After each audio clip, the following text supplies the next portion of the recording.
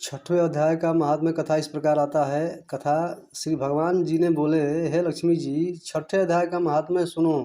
गोदावरी नदी के तट पर एक नगर था। वहाँ एक जनश्रुति राजा बड़ा धर्मज्ञ था। एक दिन नगर में हंस उड़ते उड़ते आ निकले।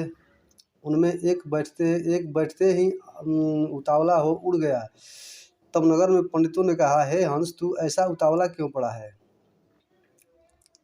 क्या तू राजा जनश्रुति से भी भले ही स्वर्ग को जाना चाहता है?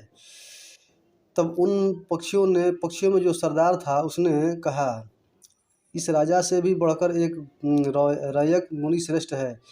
वह बैकुंठ का अधिकारी होगा। बैकुंठ लोक स्वर्ग से भी ऊंचा है। तब राजा ने मन में विचार किया कि मेरे से उसका पुण्य बड़ा होगा जिसकी यह हंस स्तुति करते हैं।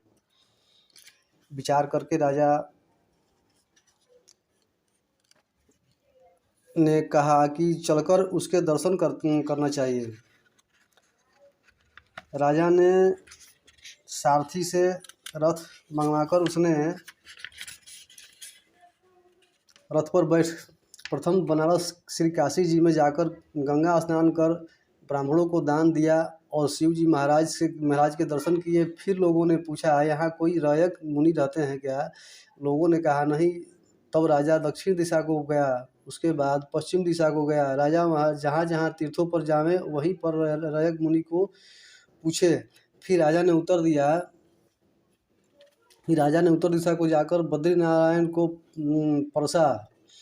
वहाँ से राजा का रथ चले ही नहीं। तब राजा ने कहा, मैंने पृथ्वी की परिक्रमा करी है परंतु किसी भी स्थान पर रथ नहीं रुका, और यहाँ कैसे हमारा पुण्यात्मा रथ रुक गया? यहाँ कोई जरूर पुण्यात्मा रहता है जिसके तेज से मेरा यह रथ चल नहीं रहा है।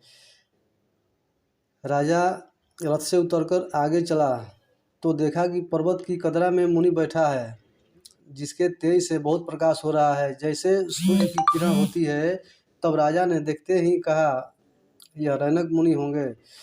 राजा ने दंडवत कर चरण वंदना करी।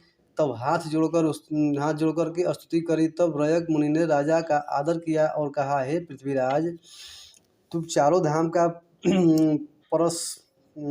परसनहारा, धर्म का साधनहारा है, तू पुण्य आत्मा है। तब राजा ने मुनि से कहा कि आपका तेज ऐसा किसके बल से है? राजा ने कहा मुनि से कि आपका तेज ऐसा किसके बल से है? तब मुनि ने कहा, हे राजन, मैं नित्य प्रति गीता जी के 6ठे अध्याय का पाठ करता हूँ। इस कंदरा में उसी का प्रकाश है।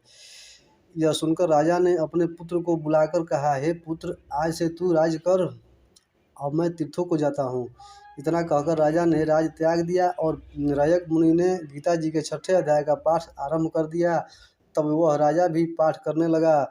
एक दिन प्राणायाम करके दोनों ने देह त्याग दी। तब स्वर्ग से विमान आए जिस पर बैठकर वे बैकुंठ को गए। यह है 6ठे अध्याय का महात्म्य।